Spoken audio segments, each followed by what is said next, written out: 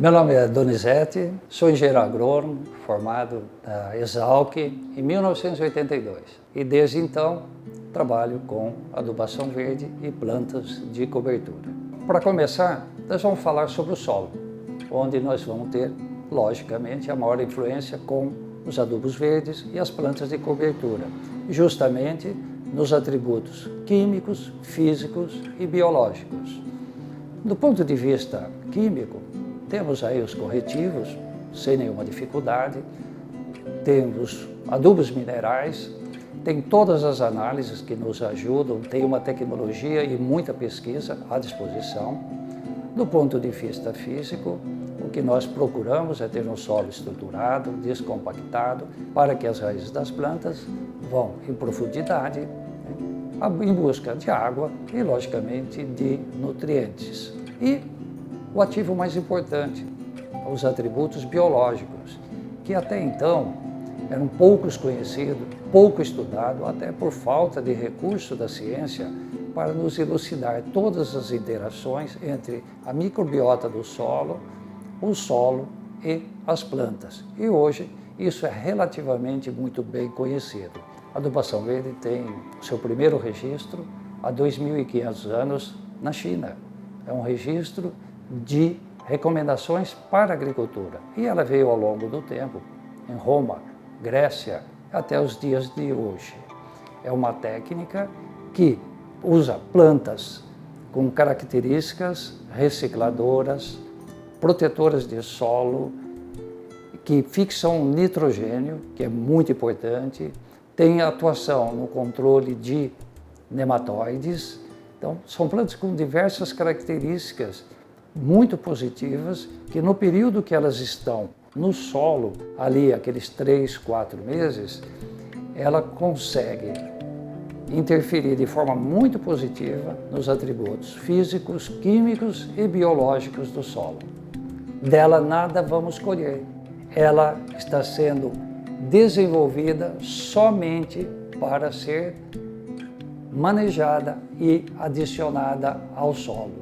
Essa é a definição mais simples de adubo verde. Mas quais as espécies? Conforme a melhor necessidade.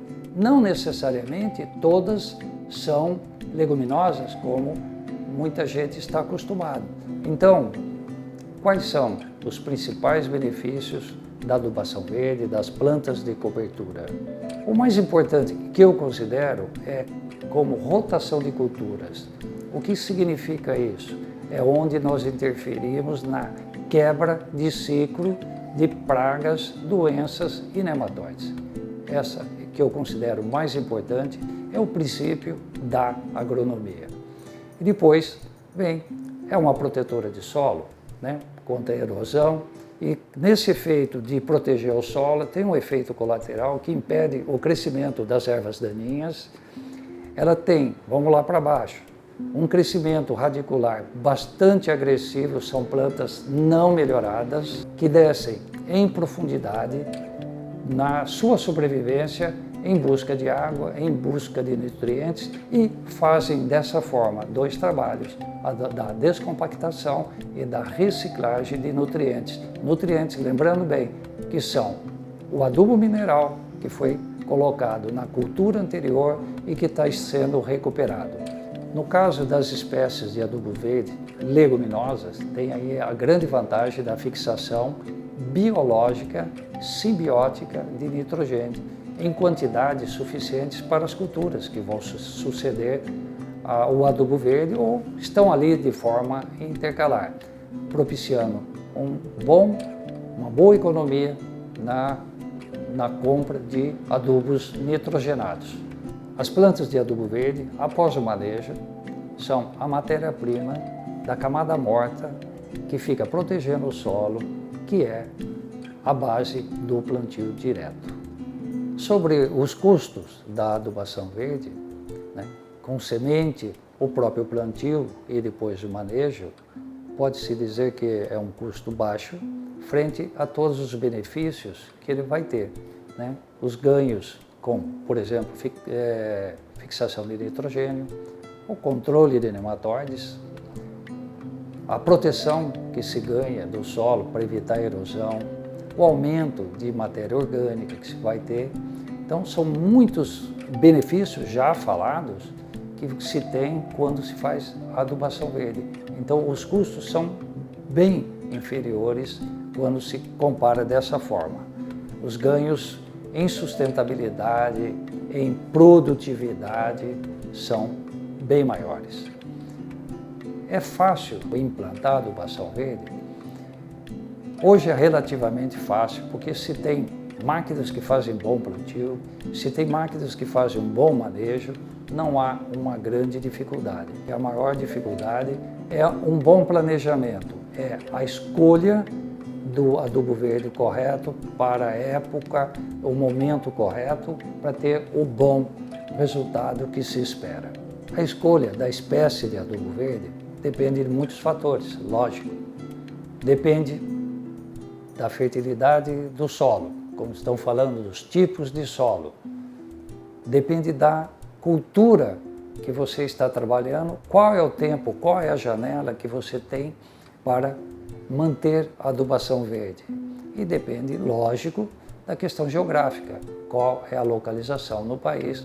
É relativamente bem diferente entre região sul, né, e a região dos cerrados, onde estão os grandes plantios de soja.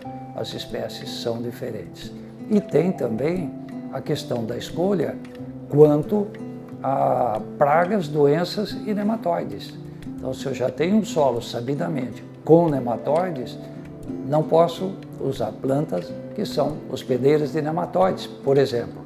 Alguma doença que possa ser comum ao adubo verde, né, e à cultura principal. Então, essa escolha, ela demanda realmente um bom trabalho de planejamento até chegar na espécie ideal. Fazendo adubação verde, vai precisar de adubos minerais? Essa é uma questão de início e planejamento de tudo. Logicamente, são necessárias as correções iniciais de qualquer tomada de decisão. Por exemplo, em solos que estão com pH baixo, uso de calcário. Em solos que têm alumínio em profundidade, o gesso. Em solos pobres de fósforo, uma fosfatagem. E aí dão início para que você faça uma boa adubação verde com uma boa produção de biomassa. Se não se faz essas correções, você tem plantas menores, com uma biomassa logicamente menor, com um efeito menor. Então, já se aproveita esse momento inicial, se faz as correções, usa o adubo verde, dá uma maior biomassa e você já tem um resultado melhor para a entrada das culturas comerciais, que necessitam também de solo corrigido e um bom nível de fertilidade.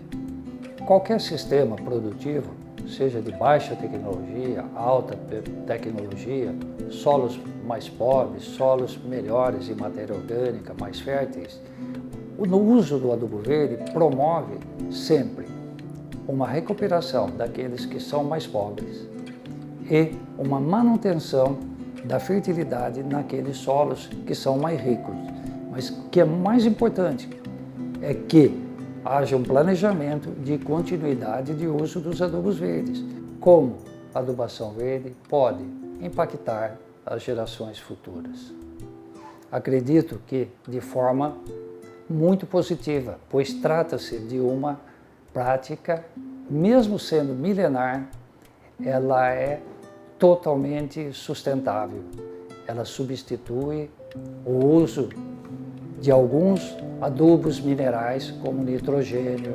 Ela vai controlar nematóides sem o uso de nematicidas.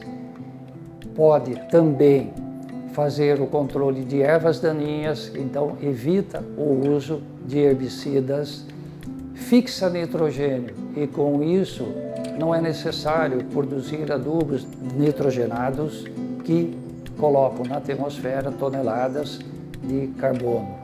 Então, com uma prática sustentável e totalmente atual para soluções das grandes dificuldades que tem na agricultura, devidamente praticada, devidamente planejada, com certeza nós vamos ter uma agricultura muito mais saudável e as gerações futuras terão uma herança bem melhor dos nossos tempos.